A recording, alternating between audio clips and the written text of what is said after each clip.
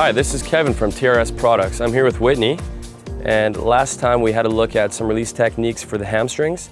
Now we're going to take a look at the lower leg, and we'll check out dorsiflexion, plantar flexion, and tibial torsion. Okay, so these are valuable release techniques for absolutely everyone. You know, we walk on our feet all day long. They take a beating. You know, if you're a runner, there's tremendous impact every time we land, up to 8 times our body weight. This can cause a lot of what we call an ascending problem, where biomechanical problems from the feet can sort of cause issues all the way up the body.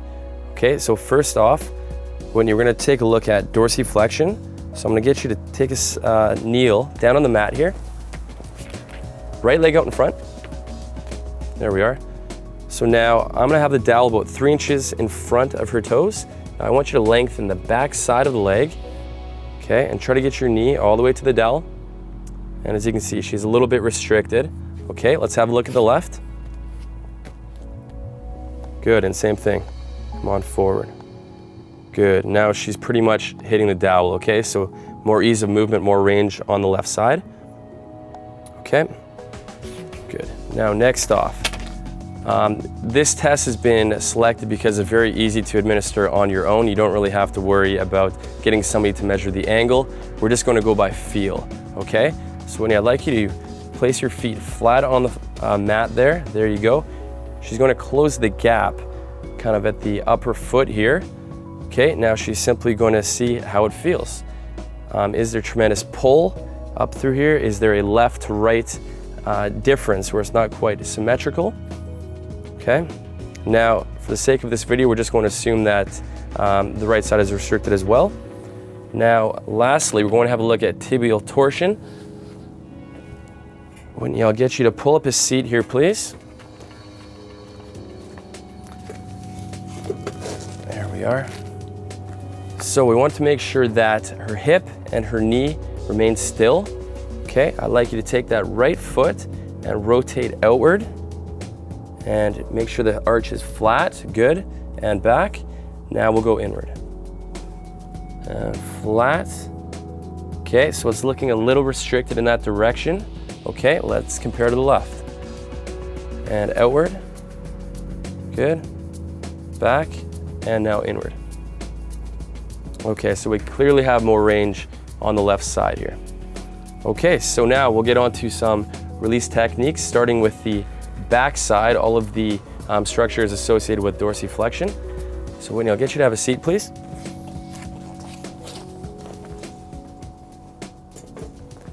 Now, we're going to take the Activ8r, we're going to elevate it. This makes a difference. It's not nearly as effective if you're simply going off the flat ground. Okay, so utilizing the contour, she's going to elevate that right leg. Now, we can target any number of structures here. We can get into the soleus in the lower leg, the 2 heads of the gastrocnemius a little bit higher, as well as the peroneals on the upper outer portion of the lower leg. Okay, now let's assume that she's found a tender spot that feels restricted. She's going to put a bit of compression downward. I'd like you to reach those toes out to lengthen, and then we're going to shear across very, very slowly. So this technique is found to get these structures gliding together really nicely. Good. Okay, now we're going to get the front side of the shin, okay, namely the tibialis anterior. So, kneeling, let's drop that right down there. Good. And this could be anywhere from here to here, okay? So she's just going to search for a restricted spot. Now in runners who do a lot of road running, this is going to be a pretty nasty spot. Okay, so once she finds a restricted area, she's going to breathe, relax into it, and hold that for 20 to 60 seconds. She may want to hit a number of spots. Good, and lastly, we're going to take a look at the tibialis posterior. So this is a muscle real deep in the calf, and it's actually behind the shin bone, the tibia. So now you're going to use one portion of the Activ8r's handle and place the other one smack dab in the middle of the calves. Now lean back. Okay, so once we found a hot spot there, breathe into it and relax. Good. Excellent. Okay, so now we're going to take these tissues through the range of motion. So come on up. I'll have you stand up, please, and place your right foot up on the block. Now we'll just do 3 repetitions. Typically we do about 10. I'd like you to close the gap on the front side of the leg, and this is opening up the back side here. Good, 2 and 1 more.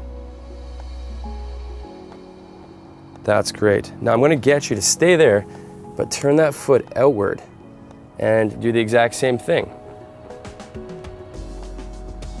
So this changes the movement in that you're going to feel the inside of the leg a little bit more. Good, and then finally we'll turn the other way, and now she's going to be feeling it more on the outer side of the lower leg here.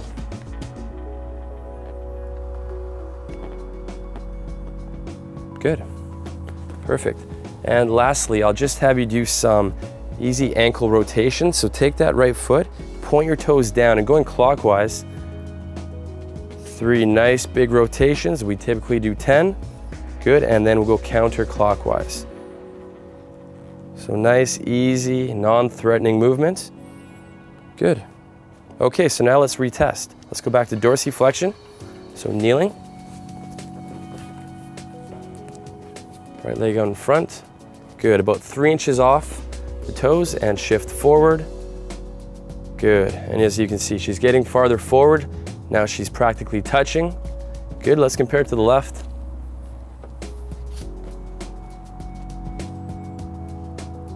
Fantastic, so now they're looking quite even. Good. So now back to the plantar flexion.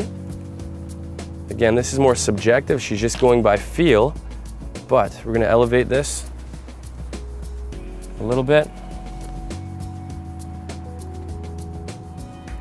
So now for the retest, we're actually gonna make things a little more challenging. We're gonna provide more range, okay?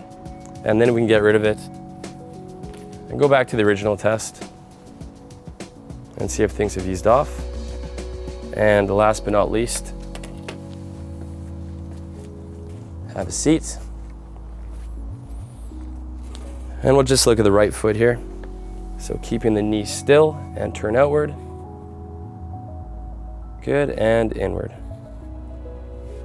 Good, and she's definitely getting more tibial rotation there.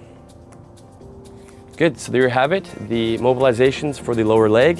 Next off, we're going to cover some release techniques for the arches.